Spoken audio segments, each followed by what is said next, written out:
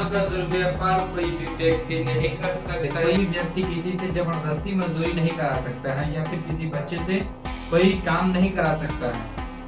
यदि वह कराता है तो अनुच्छेद 23 का वो उल्लंघन कर रहा है। आपको अपने धर्म का आप अवैध रूप से मान सकते हैं, आपको कोई नहीं रोकेगा।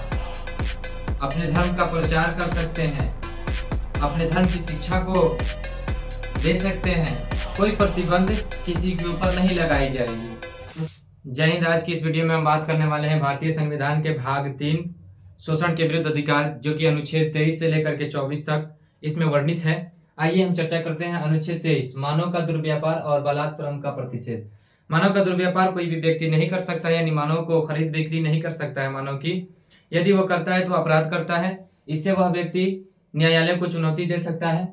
और बालात श्रम का प्रतिषेध, कोई भी व्यक्ति किसी से जबरदस्ती मजदूरी नहीं करा सकता है या फिर किसी बच्चे से कोई काम नहीं करा सकता है। यदि वह कराता है तो अनुच्छेद 23 का वो उल्लंघन कर रहा है, वह अपराध कर रहा है। अनुच्छेद 24, कारखानों आदि में बच्चों के नियोजन का प्रतिषेध। किसी भी कारखाने में, किसी भी डेंजर कारखाने यानी कि जहां खतरे की ज्यादा संभावना है, वहां 14 वर्ष से कम के बच्चों को आप कार्य पर नहीं लगा सकते हैं, आप काम में नहीं लगा सकते हैं। यह अनुच्छेद 24 कहता है। मूल अधिनियम, इसका अधिनियम कब पारित हुआ था? मूल अधिनियम बाल एवं किशोर श्रम अधिनियम 1986 ईस्वी में पारित हुआ था। बाल एवं किशोर श्रम अधिनियम 2006 में सरकार ने घरेलू नौकरों के रूप में रखने पर भी प्रतिबंध लगा दिया। 2006 में यह भी कानून पारित हो गया कि किसी भी व्यक्ति को घरेलू नौकर के रूप में नहीं रखा जाएगा, जबरदस्ती उससे नौकरी नहीं कराई जाएगी। उसकी स्वतंत्रता, यदि वह करना चाहे तो करेगा, नहीं तो वो जा सकता है। किसी को आप घरेलू नौकर के रूप में नहीं रख सकते हैं। अब हम बात करने वाले हैं धर्म की स्वतंत्रता के ऊपर, जो कि अनुच्छेद 25 से 28 में वर्णित है।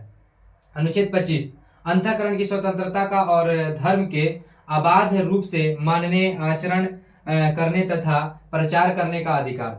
आपको अपने धर्म का अवैध रूप से मान सकते हैं, आपको कोई नहीं रोकेगा।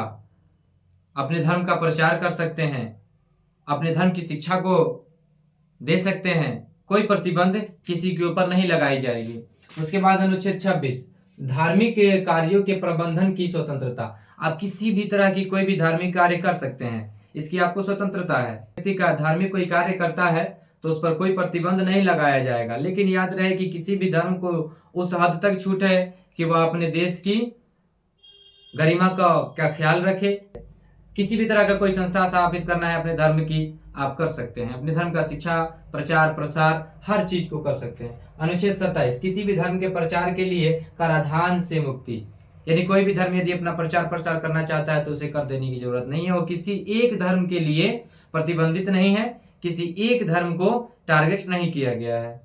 सरकार भी किसी एक धर्म को कर के रूप में जो उसके पास पैसे आते हैं वो किसी एक धर्म के प्रचार प्रसार के लिए नहीं लगाएगी। यदि उसको लगाना होगा तो सामूहिक सभी धर्मों के लिए लगाएगी।